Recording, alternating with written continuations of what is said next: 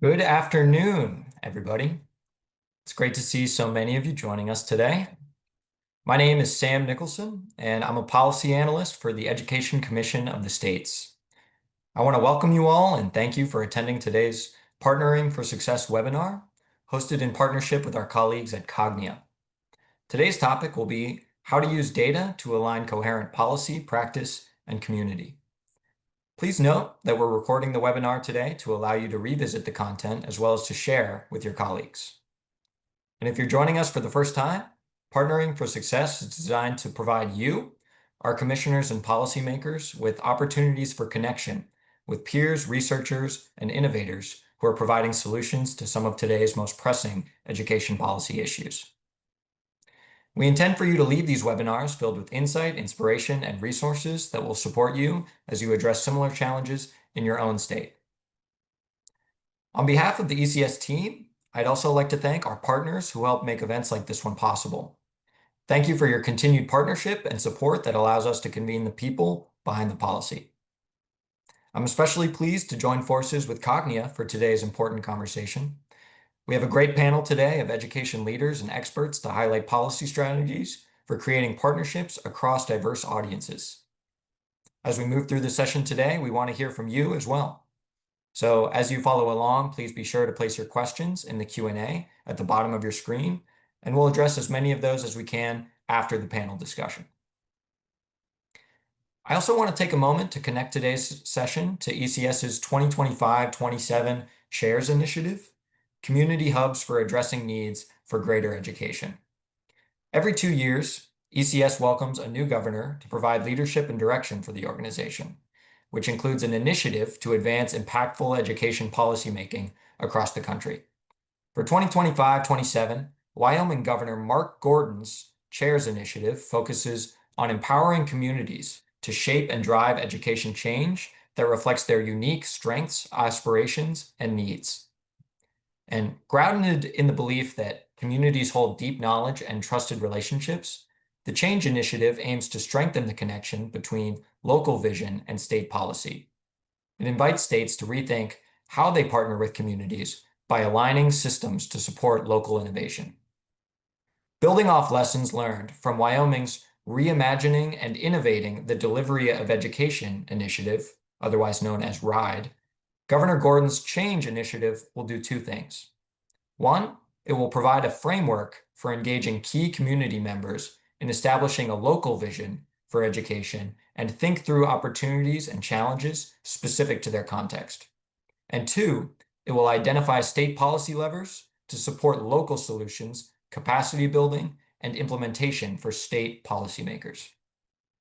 Through Change, Governor Gordon and ECS aim to elevate community voice, support effective state leadership, and help education systems become more aligned with local needs, better coordinated across sectors, and better equipped to serve learners now and in the future. So, why community hubs? Well, we know that students' learning doesn't happen in isolation. It's influenced by health, social supports, workforce opportunities, and the broader community. Too often, these systems operate in silos, which really limits their impact. Community hubs bring those systems together, creating coordinated, trust-based partnerships that can meet the full range of student and family needs. And the goal here is coherence, lining up resources and supports so that students are better positioned for long-term success. And one of the most important tools in building these hubs is data. Shared data creates a common picture of student progress, which helps meld policy decisions with classroom practice and community priorities. It also builds transparency and trust, making it easier for partners to rally around the same goals. Now, the examples we'll hear today demonstrate how making data clearer, more accessible, and more actionable can lead to real change. So next, I'll turn things over to Donna Johnson-Geist with Cognia, who will guide today's conversation. Donna joined Cognia in June 2022 as Vice President for Strategic Partnerships, serving on the leadership team for policy and advocacy. Previously, she was Director of Accountability at DC's Office of the State Superintendent of Education, where she led ESSA implementation and launched the DC School Report Card. Her career spans classroom teaching, district administration, and state education policy, including 7 years as executive director of the Delaware State Board of Education. She has deep expertise in standards, assessments, accountability, educator development, and CTE. Donna was elected in May 2025 to the Capital School District Board of Education, where she now serves while continuing her national policy work at Cognia. So welcome, Donna. We're really excited for today's conversation. Thank you so much, Sam. I am so excited about this webinar. And one of the things that you talked about is really about how we engage our communities through data, and that's directly connected with the change initiative. One of the things that you'll see on the next slide as we're looking at it is the fact that our systems are complex. And so we've got our three panelists, Diana, David, and Salita. All of them are going to be able to share research, initiatives from real world impact, and talk about how they're able to bring data and connect them while engaging the community to really drive impactful action. And a lot of people are wondering, so, why is this so important? And so as we think about aligning our coherent policy, thinking about the practice that takes place, and then connecting our community stakeholders, one of the things that we take a look at is the fact that while we know that effective communication is necessary for impactful action, the complexity of our assessment and our accountability systems really leads us to making sure that how we communicate that data is critically important. Just delivering the information is not enough. We need to empower parents, families, and our community stakeholders to use these data to take action. They need to be able to work in collaboration with educators, school and policy leaders to support student learning. By connecting the silos and bringing coherence to our systems, we need to be able to tell a better data story. And one of the things that it enables us to do that is how we present the data, how we explain the data, and how we help people understand how to effectively use it. I'm excited to introduce our panelists.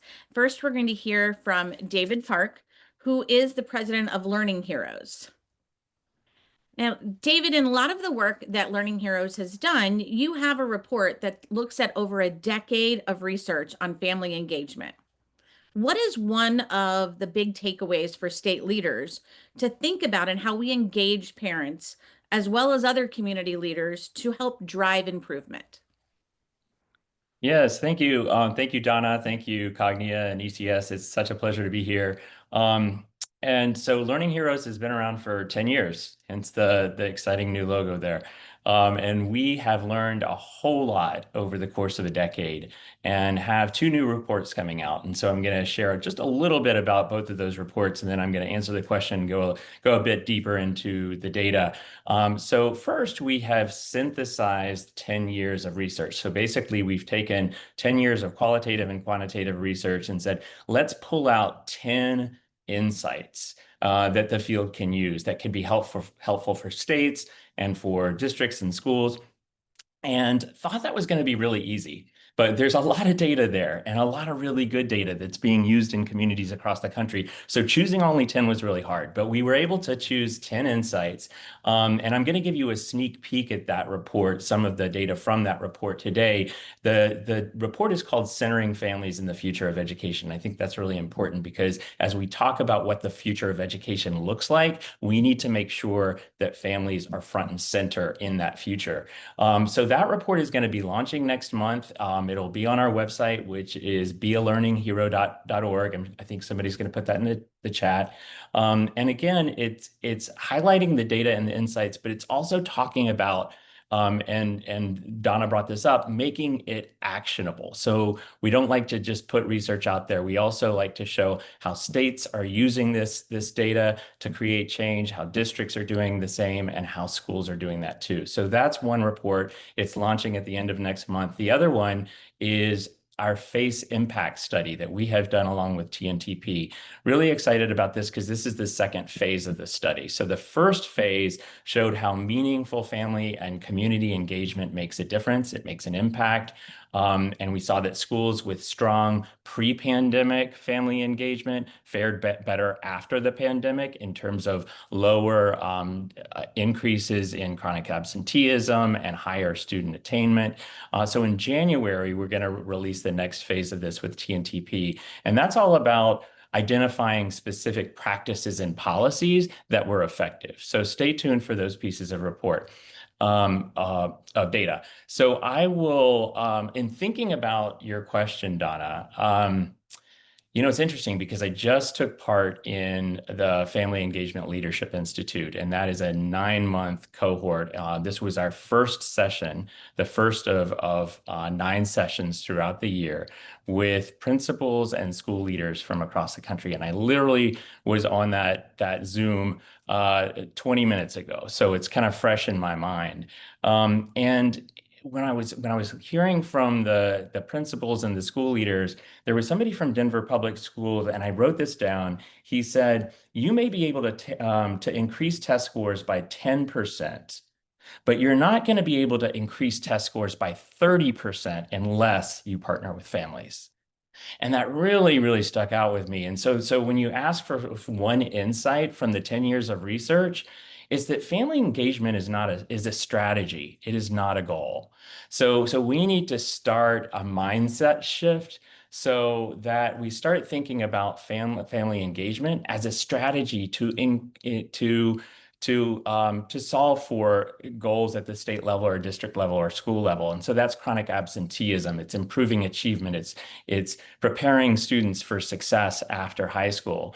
And so that is sort of a mindset shift that I thought could help ground this conversation. And I'm also going to go through a few more slides right now to provide you with some additional data from our 10-year report. Now, this is something that some of you may have seen before. It's called the perception gap. It may be familiar to you because it's gotten a lot of traction. We've had a lot of news reports on it. But back in 2016, we first uncovered the fact that 90% of parents, here you see it's 88%, but 90% of parents initially in 2016 thought their child was at or above grade level in reading and math. And that has remained very consistent since. So the 88% is from a Gallup report from 2023.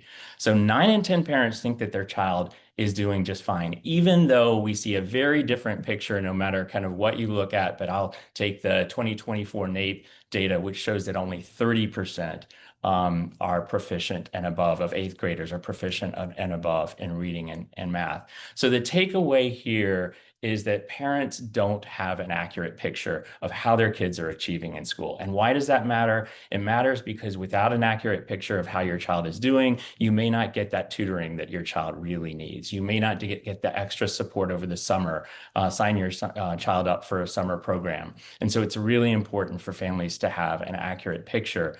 And I feel like that's a call to action for all of us. So on the next slide, we highlight a key reason for why the disconnect. So I went over the 9 in 10 parents who think their child is at or above grade level. And parents, as we know, all know, I'm sure you will agree, are problem solvers, you know? And so there's so many examples of this. I always think about the parent who say a kid's soccer cleats fall apart the day before a big game. You know, parents don't say, "Oh, well, good luck on the field." You know, they're going to do everything they can to make sure that the kid is prepared to be on the field the next day. They're going to use, you know, duct tape if they have to. They're going to call the neighbor's kid or family to see if he has cleats that they can borrow, or maybe even go to the sporting goods store right before they close the day before, just to make sure that their child is going to be okay. So parents are problem solvers. We know that, but they're problem solvers when they know that there is a problem to solve. So unfortunately, when it comes to grade level achievement, they often don't know that there's an issue because they rely on report card grades. And as you'll see from our Gallup data on the bottom left, almost 80% of parents say their child receives Bs and above. So 8 in 10 parents are seeing Bs and above on their report card. So it's no wonder they don't have an accurate picture of how your child is performing in school. And while report cards are incredibly important, what teachers will tell you is that report cards measure a lot more than just grade level mastery. They are all about, did your child show up? Did they hand in their assignments? Did they participate in class?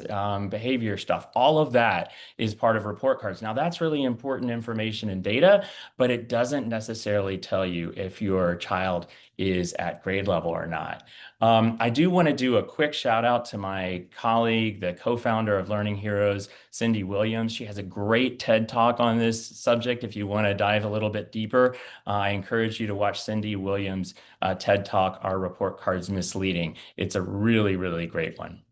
And going to the next slide, and this slide here has a ton of data on it, and I apologize, I'm a communicator. It makes me nervous to look at this slide, but I will tell you it's an important slide. The headline here is that when parents know that their child is not at grade level, their worries shift and their priorities change a little bit. So first, what I want to do to navigate this busy slide is I want to call your attention to the blue chart.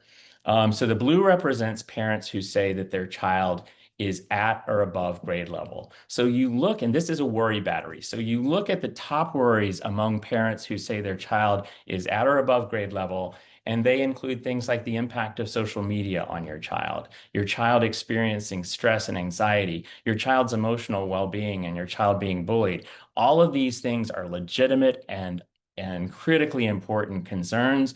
But what about academics? Where do academics fall in that list? Well, if you look at the very bottom of the blue chart, you'll see your child's math and reading skills at the very, very bottom. And it's not that parents don't care about these things.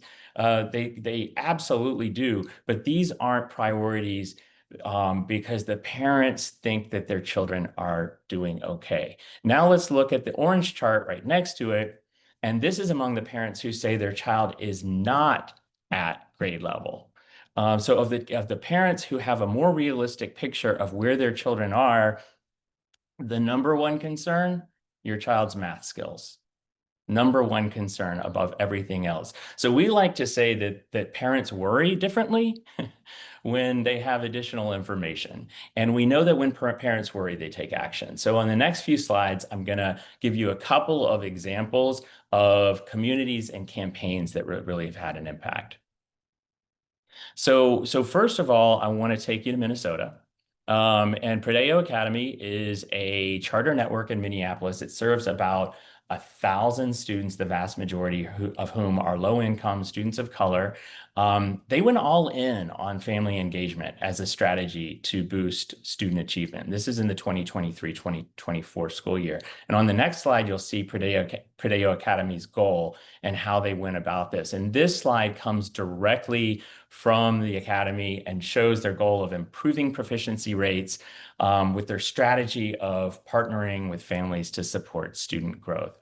So Prodeo centered their work on building trust with families and focusing both on student learning, but also on educator professional development. They prioritized candid conversations, improving data sharing practices so families could clearly see their child's progress, and so that teachers and parents could co-create action plans to get students on track. What this slide doesn't show is the results, and there were phenomenal results that they're still seeing in Prodeo. And this effort resulted in a 15-point increase in parents who recognized that their child was not at grade level, and 2/3 of parents reported having a written plan for how they were going to support their child's math at home, so outside of the school. And on the next slide, we'll take that to the community level. And I want to talk a little bit about Tarrant County. So in 9 communities throughout the country, we launched a campaign to address this perception gap, and it was called Go Beyond Grades. And Go Beyond Grades is a campaign where we drove awareness of the disconnect and parent perceptions of grade level achievement versus the reality. So in many of these communities where we did a Go Beyond Grades campaign, we did both pre-research and post-research and found that parents who specifically recall the campaign messaging from this campaign were more than twice as likely to take actions. Ask their child's teacher whether their child was at grade level, have a conversation with a teacher before the end of the school year to map out a plan for the summer, seek out information on progress beyond report cards, sign your child up for a summer program, more than twice as likely. And that's because we did what's called a surround sound approach, where we really worked on raising awareness of the disconnect so that parents had a more accurate picture of where their children were. So in Tarrant County, more than 80 community organizations came together. Boys and Girls Club, the NAACP, about 4 school districts, the mayor's office. We had so many organizations that were nonprofits and school districts and so forth. They came together to address the perception gap by providing actionable tools and information and resources to both families and educators. We did this through digital ads, through video storytelling, big social media campaign, a designated landing page, earned media. We had billboards throughout Tarrant County. And a post-campaign evaluation showed a 12% drop in parents who reported that their child is at or above grade level. We're also starting to see, and this is a year out after the mayor's office launched a literacy campaign building off of the Go Beyond Grades campaign, that student achievement is starting to increase. So all of this, I think, really kind of helps pave the way for improved student outcomes by engaging families and engaging the community.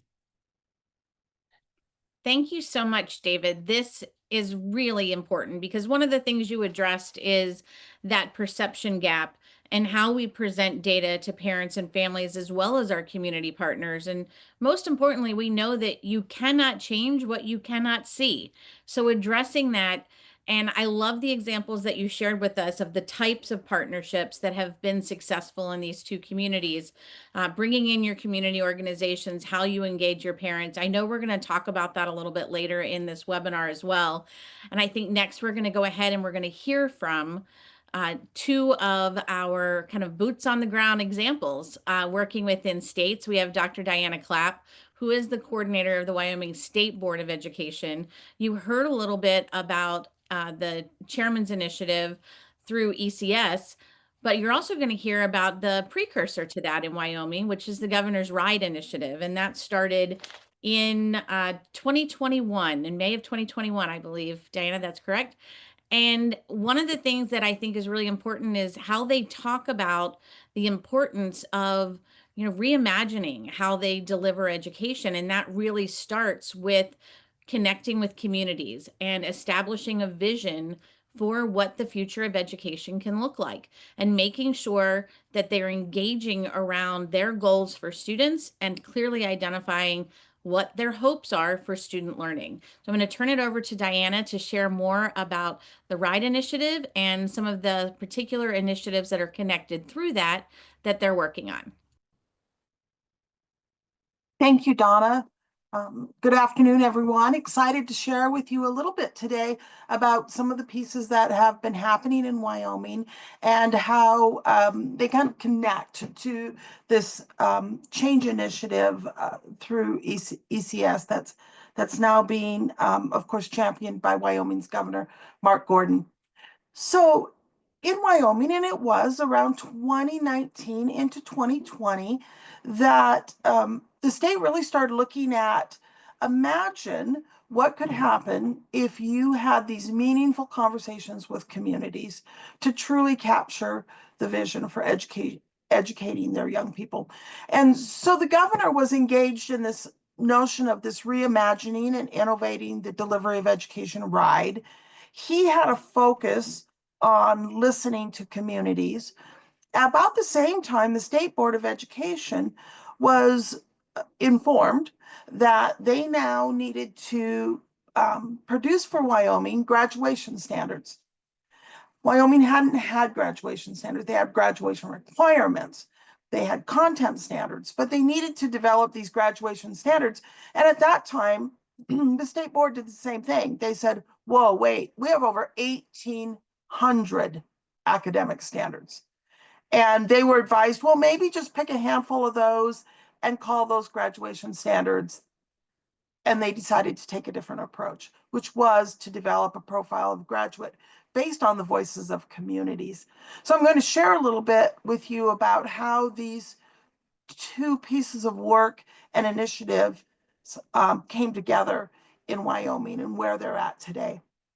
So Wyoming's a large state geographically, but about a 500,000 population for reaching out and getting the voices of communities and people collected. So certainly the RIDE initiative was a larger initiative. I believe this survey was probably the highest response in state government that they had received from participants, over 7,000. They conducted listening sessions across communities. They had a statewide virtual session. And around the same time, the state board is out talking to folks in a couple of phases. One, they're asking more specifically, what is the hope and vision of communities with regard to graduates? And understanding that the intent was to develop a profile. The profile wouldn't become the graduation standards, but the profile would inform the direction those graduation standards took. So in their process, again, listening sessions, you see a lot more, 46 listening sessions in the first phase, 477 participants. So they were smaller group community conversations. Both of these initiatives, of course, working with that data really meant these are open-ended questions. These are conversations. This is where responses go in the direction that these groups take them. So really a need to bring that information together, to code it, to put it in some graphics that would be understandable. And then for the profile, there was a second phase of really going out and vetting, because when you have this type of data and you put it into a profile, the board really wanted to know, did they get it right? So this combined collection of data really showed that, or maybe validated each of the efforts in the commonality that was heard from the community and people of Wyoming.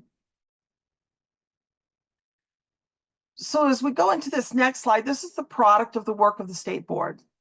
They came up with this profile. This profile was vetted back to communities. It looks a little different than some of the profiles that you might have looked at, in that there's a lot of information on here. And part of that, again, came from the voice of communities, community members. So strange, it has a very specific aspect about job applications or personal finance, and then yet these really broad visionary types of descriptions for a profile. Throughout this process, though, one of the things that was critical when talking to communities and collecting this is the board is not interested in collecting all of this and going back and using it as something to say, okay, schools, now you're responsible for this, and be beat up schools if you don't do it. A large part of the conversation was, if this isn't happening and this is what you want, why isn't it happening? And how will you, as communities, including your school district, step up to meet this vision? So that was the profile of a graduate. Moving on to the RIDE aspects, the governor came out with his report, and there'll be links to both the profile and the RIDE report given to you. But they came out with one of the recommendations being student-centered learning. It's also what the board heard. Did not a call for more testing, but a call for this application, and more importantly, this real opportunity for students to transfer that learning in authentic ways. So the governor starts up his RIDE pilots with school districts interested in engaging in student-centered learning.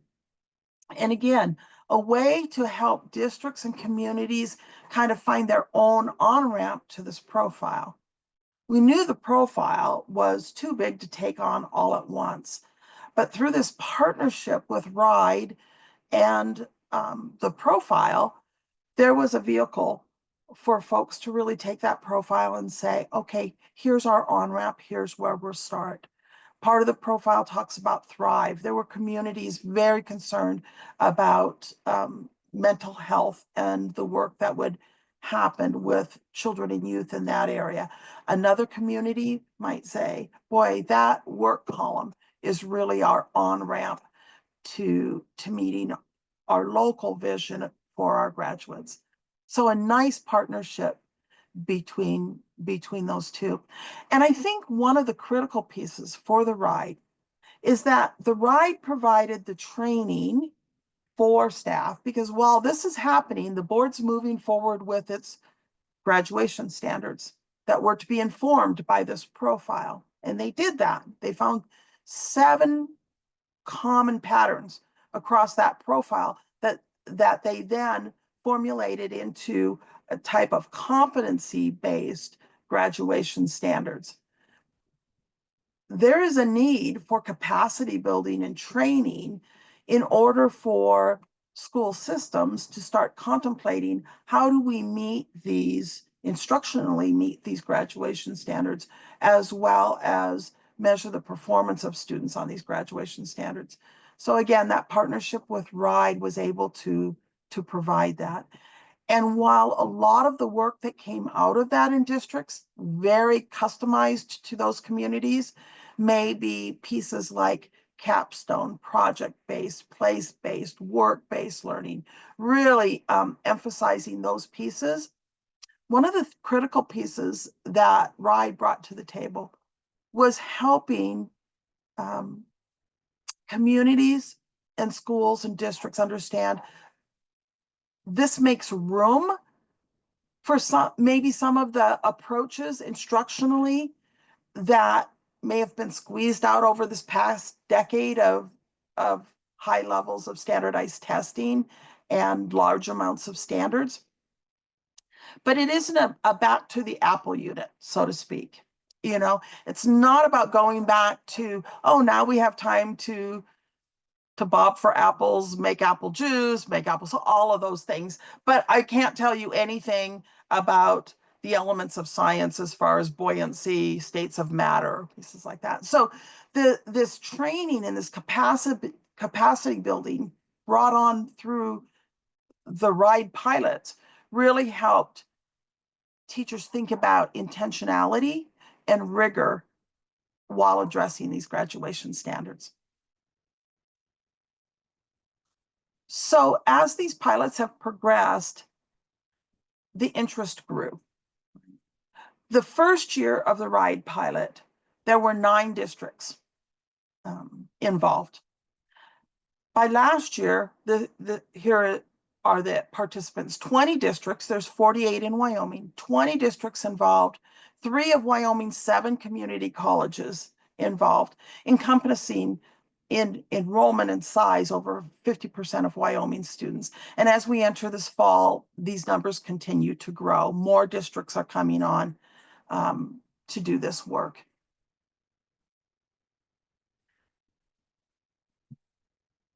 There was another piece of this work that involved a need for creating a partnership.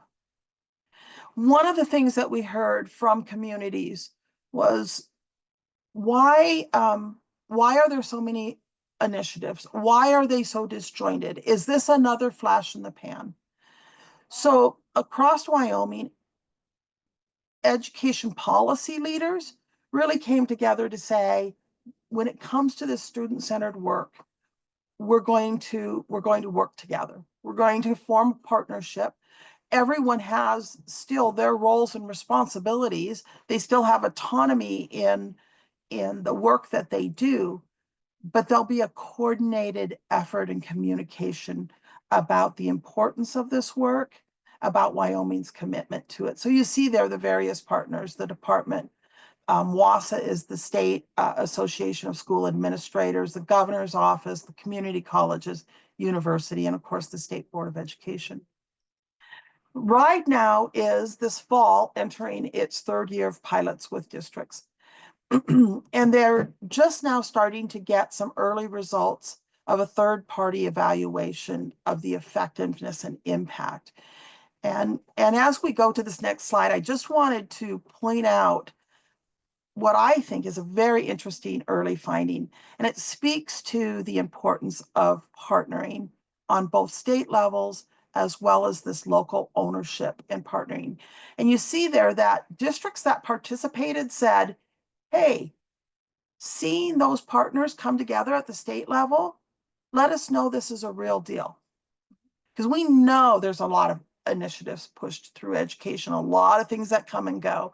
So I think that was a real leveraging in Wyoming of communicating the importance and the endurance of this work by having these state policymakers come together in that type of a partnership, which is now talking about expanding into business industry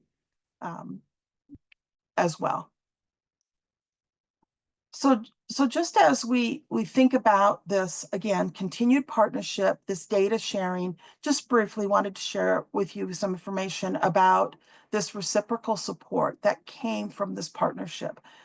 The profile of the graduate is not a poster on the wall because state policy makers came together and decided to support it in each of their own roles. RIDE makes the profile come alive. And in turn, the board, through its profile, is supporting the learning that's happening in these pilots, particularly the barriers. So just quickly, I'll share some with you.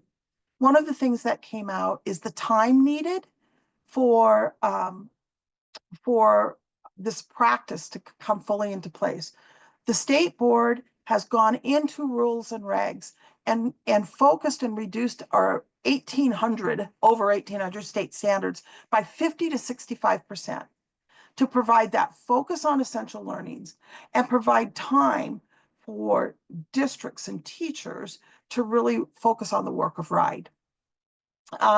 Another example are these graduation standards.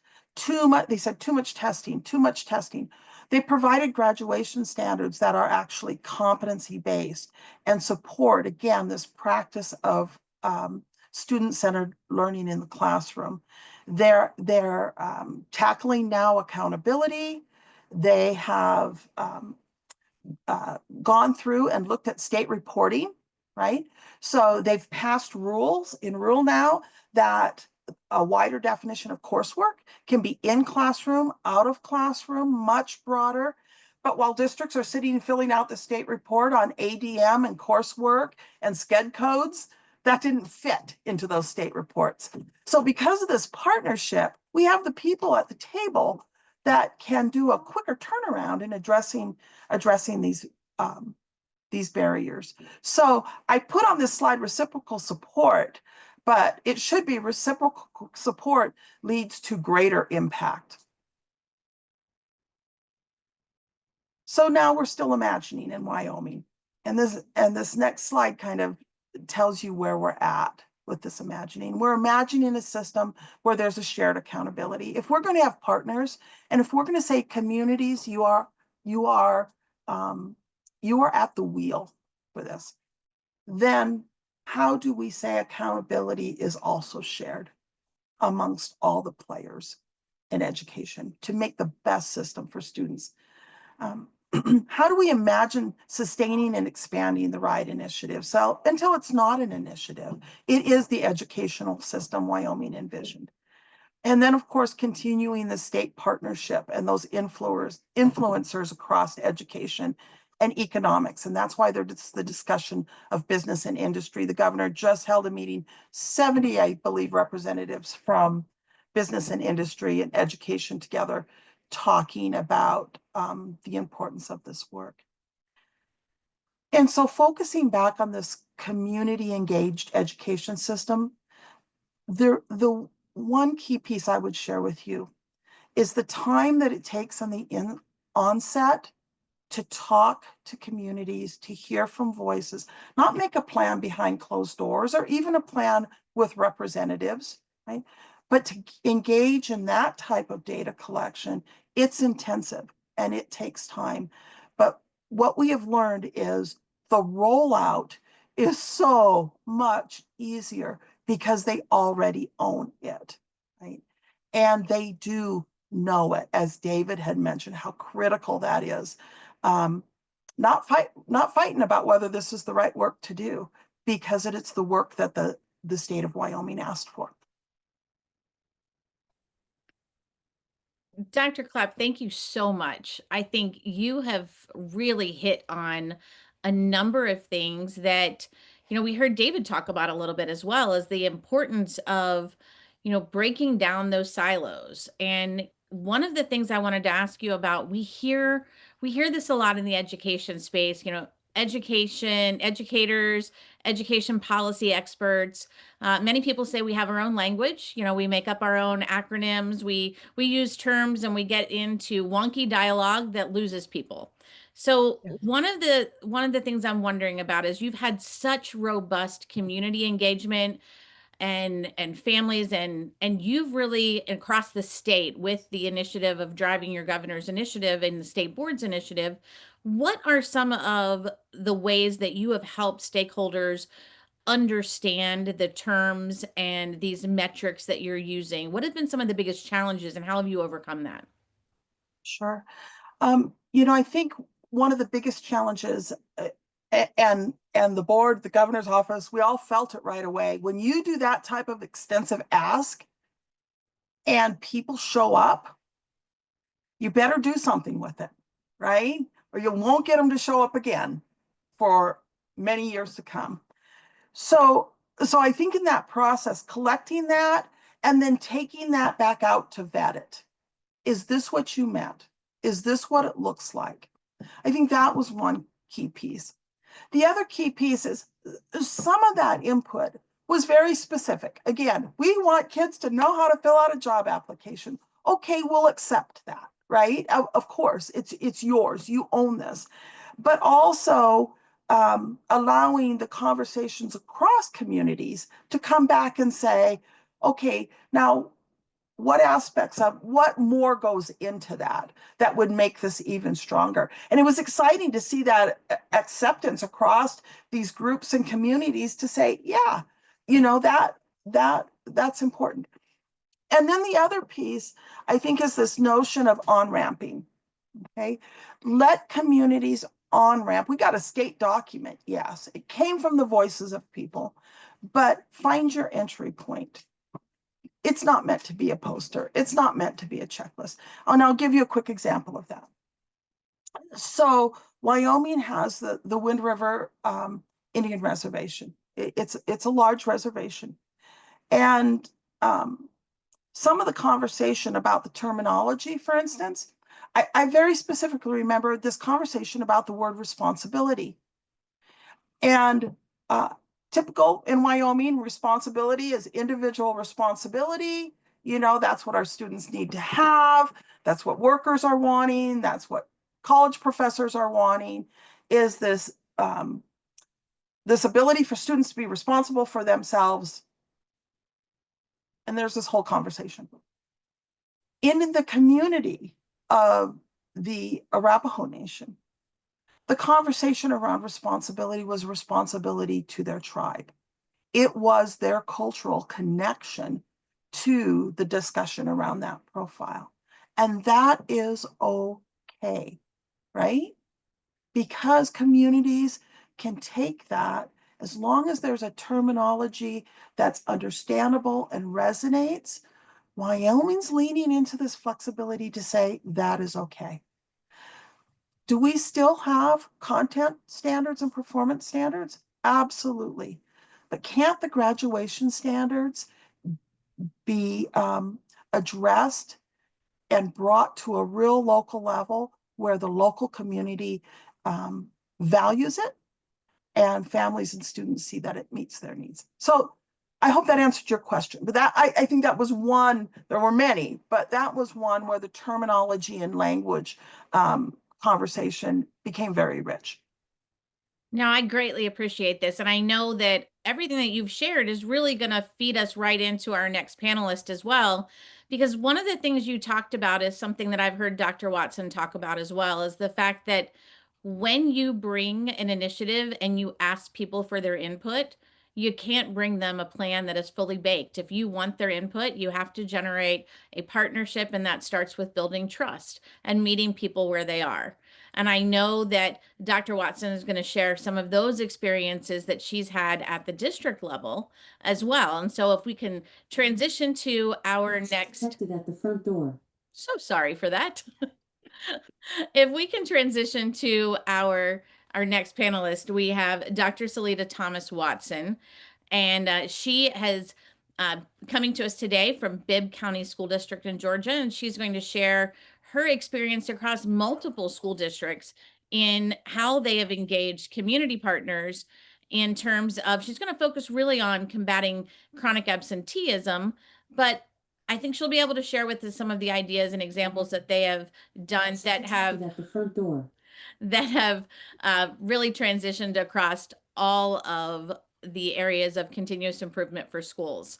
And so I'm going to introduce Dr. Watson and have her tell us a little bit around the efforts that she's worked in.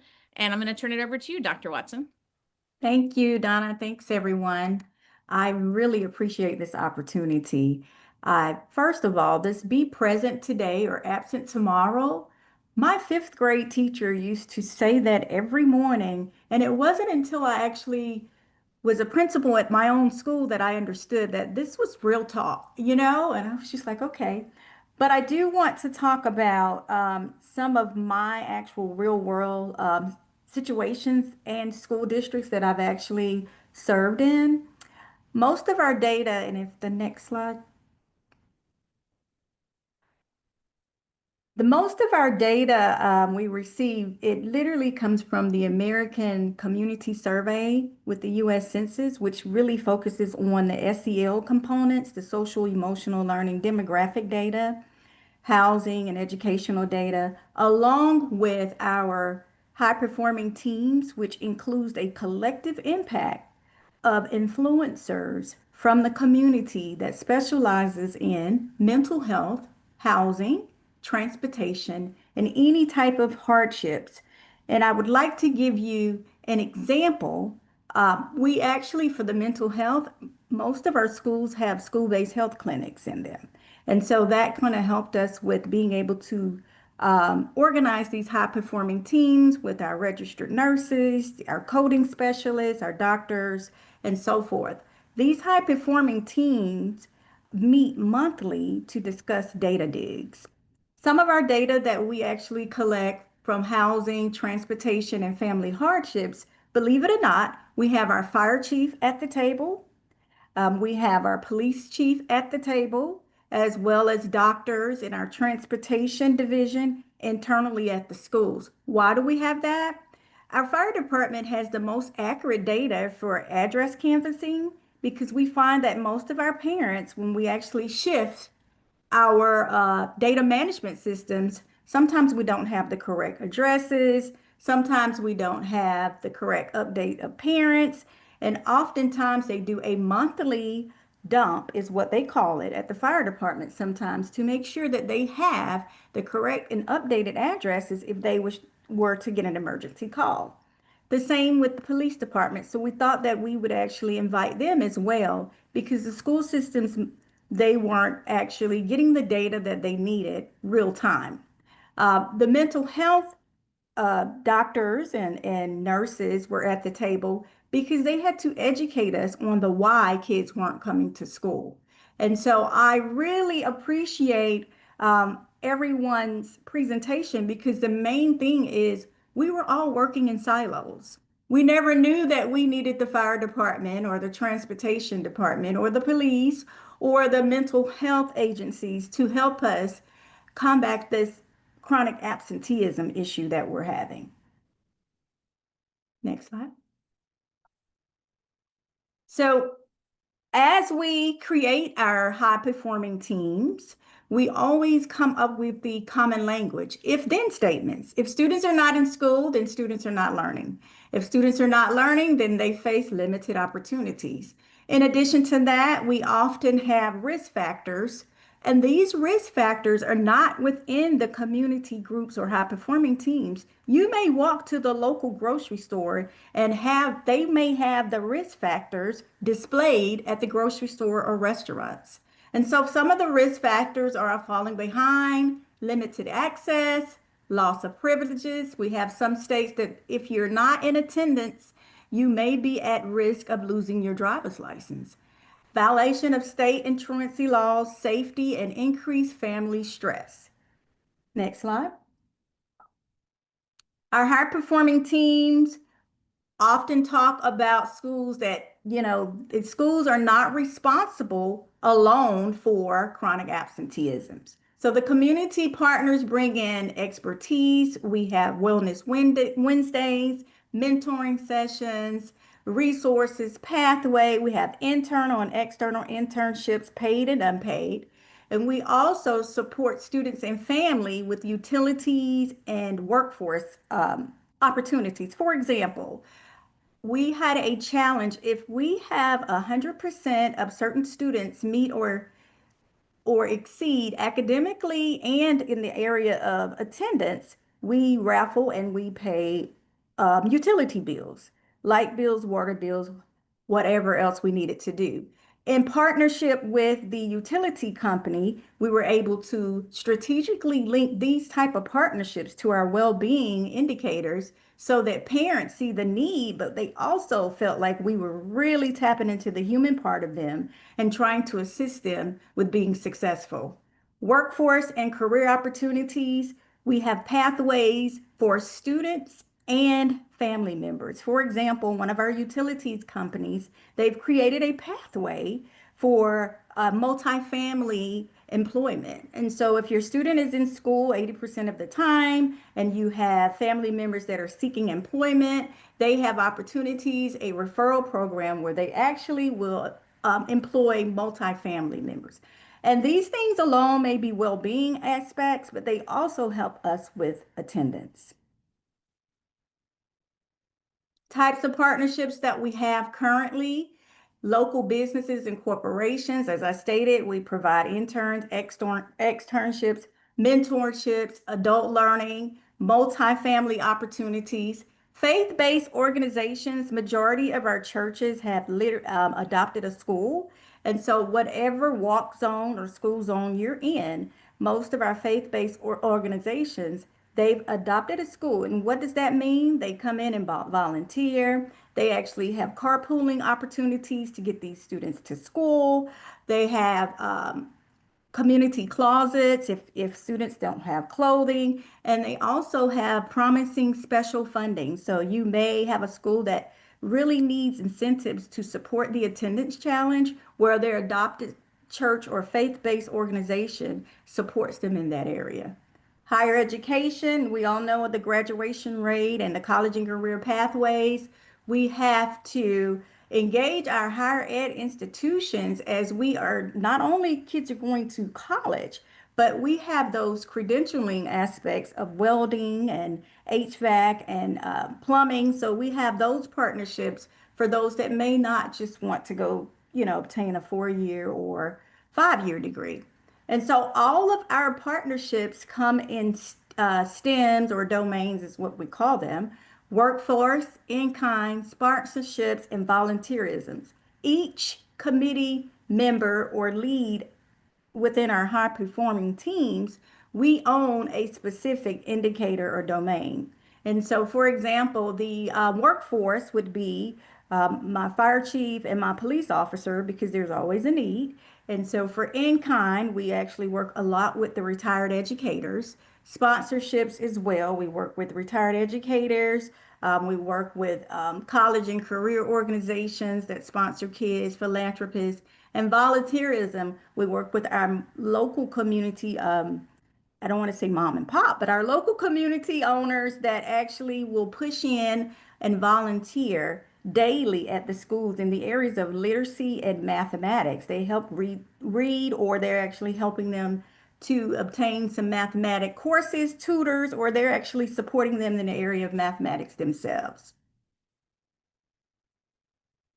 And so while my partnerships and our data digs may be a little different, they're definitely making an impact. We have a collective commitment to consistently communicate the relationships of building not only the school, but the community awareness, aligning work and events with the school and community values, celebrating quick wins across the community. So we have community newsletters instead of school newsletters.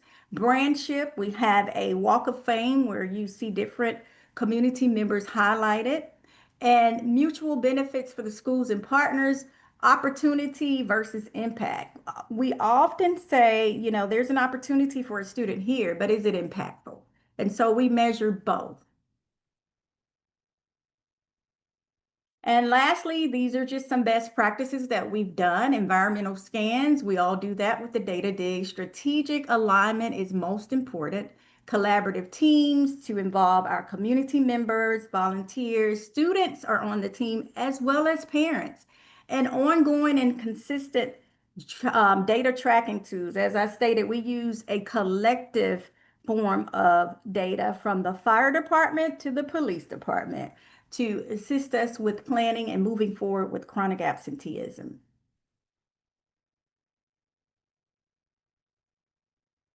And again, one of my major initiatives that I love, and I try to take it wherever I go, is Keep It 100. This actual theme came from students, and they wanted to ensure that if you keep it 100, we need 100% of students in the classrooms every day, 100% of the students reading on or above grade level, and 100% of our parents involved in the day-to-day operations of the schools. And some of the things that we've done is attendance awareness events, which this month is attendance awareness, certificates and rewards students for students and teachers, food drives, mentorships, collaboration across sectors, and student ambassadors who actually are our accountability partners. They actually take that job serious. Some of our impactful results, and I'm very proud of, as a superintendent in the state of Georgia, our chronic absenteeism in 1 year we went from 24% to 12%. Of course, that's not like a great gain, but it is a gain. If you're almost at 50% reducing your chronic absenteeism, it was very much an eye-opener, not only for myself, but the community as well. As I stated, this was not done in silos. It was a community effort, as well as the great state of Tennessee. We had a high school that actually went from 38% to 29.4% in 1 year, which is very, very hard for high school.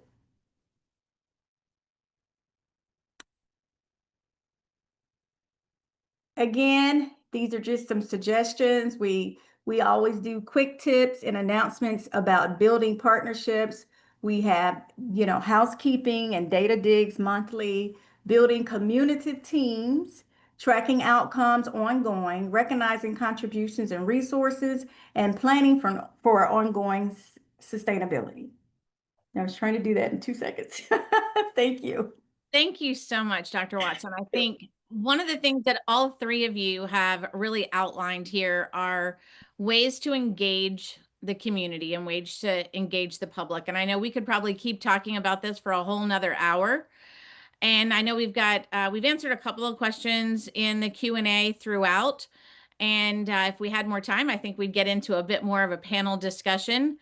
And I think what we're going to do is we're going to turn it over to Sam, and Sam is going to talk about next steps of how to engage with us and how to continue this conversation. Throughout the discussion, there have been links to resources from each of our panelists that have been put in the chat, and I would highly encourage you to look at some of those resources that they provided. Some of them are videos from the governor, some articles, some research studies, a myriad of resources that I think will help all of you implement and engage in initiatives to find success as these panelists have done throughout the country. Sam, I'll turn it over to you. Yeah, thank you so much, Donna. Thank you all for participating in today, and We weren't able to get to our Q&A, unfortunately, but we'll be sharing our contact information shortly, so you can follow up with us directly. We really appreciate each of you for joining us and your engagement, and a huge applause for Donna, David, Diana, and Salida for their perspectives. To our audience, please remember that Education Commission of the States is here to support your work. And we trust that you're taking away at least one idea from today's webinar that your state can draw from. If you have questions or requests related to today's session, please do not hesitate to reach out. As I mentioned, today's recorded session will be shared in your post-event email. And thank you again for joining us today. Enjoy your afternoon, everybody. Thanks.